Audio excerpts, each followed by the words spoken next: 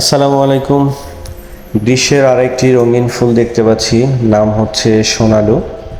গ্রাম বাংলায় একে সোনাইল বা হুনাইল অথবা কোনো কোনো অঞ্চলে বাদরলাঠি ফুলও বলা হয়।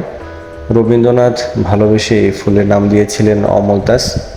এই গ্রীষ্মের ভর দুপুরে সোনামাখা সোনালু দেখে মন জুড়ায় না এমন লোক পাওয়াই যায় না।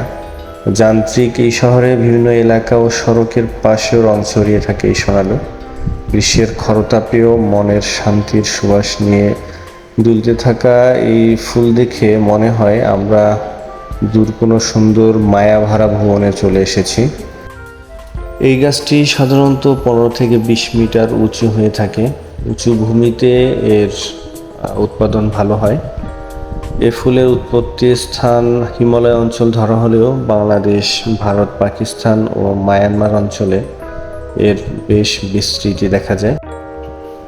আমরা ফুটেজ নেওয়ার জন্য গাছে উঠে গিয়েছিলাম, কারণ নিচ থেকে খুব ক্লোজ ফুটেজ নেওয়া যাচ্ছিল না। ঔষধি গুণে ভরা পাতায় এবং বাকলে বেশ এর ঔষধি গুণাগুণ রয়েছে। ডায়রিয়া এবং ডায়াবেটিস পেশেন্ট যারা আছেন তাদের জন্য এর পাতা এবং বাকল বেশ উপকারী। সবাইকে ধন্যবাদ। আসসালামু আলাইকুম।